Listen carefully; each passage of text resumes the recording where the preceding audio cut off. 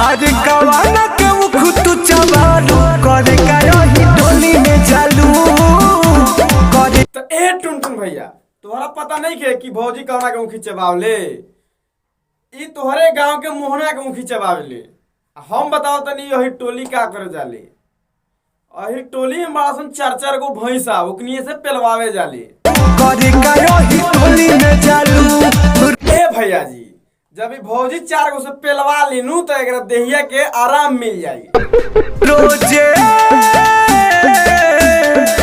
रोजे खटाल में भेटालू करे ही टोली। ए भैया जी ई रोज रोज खटाल में दूध ले आवे जाले तबे नु बॉडी बनल रही जे पेलवाई तो चिलाई उलाई ना ज्यादा। बात तो सही है। हम सके जबे बेलहंगा उठा दे हम ढोरी चटा के मुआ दे हम। ए भौजी तोहरी बहिन चदो जब तू स्टेज पर लहंगा उठैबू तो तोहरा ई पता नहीं खे कि का होई। उ लोगवा नु तोहरा गाड़ी में लाठी ढास के मुआ दी आ तहां ढोड़ी चाट के तो लोग ना मुई, लेकिन ई तो गारंटी बा कि लोग लाड़ चटा चटा के तोहरा के मुआ दी। इतने तेजस्वी लोग 4 लाख के बा हमर चोली रे काम करी नहीं मर बेज गोली रे।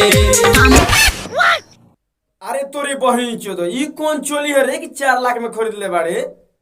ई चोली है कि चाइना के माल रे? अब तू गोली के बातें हटा दो, हम तो एके ला मारे तो तोरा चोली के साथे साथे तोर दिलो बहरी निकल जाए। गान मुंह पड़ाका फेंक के मर जेबू तोहार बहिन चोदो।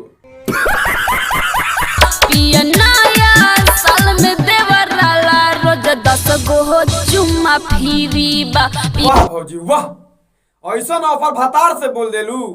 तोहरा ई पता नहीं के जब तोर भातार घरे आई तो एके पेलाई में तोरा के हॉस्पिटल धरा। तोहार बहिन चोदो तू नया साल में देवरा के चुमा देता रू आ कुछ दिन बाद गणियो मत दे दियो ना तो उहो पेल दी। बात तो सही है। हटत नहीं खेलागे से रहत भीरी बा।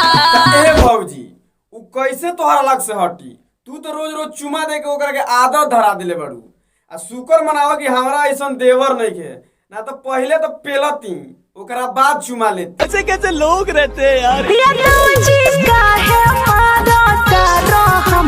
लहंगा के पीछे सीटी। ए भौजी ई जादो जी सीटी मार के नु तोहरे के पिछुआ बुलाओ तरे दही में रही डाल के रहे खा। जब तू जैबू नु तो सारा लहंगा के झोल अपन खोल से झाड़ दी है, यही खातिर सीटी मार के तोहरा के पीछे बुलाओ तरे। इतने तेजस्वी लोग हैं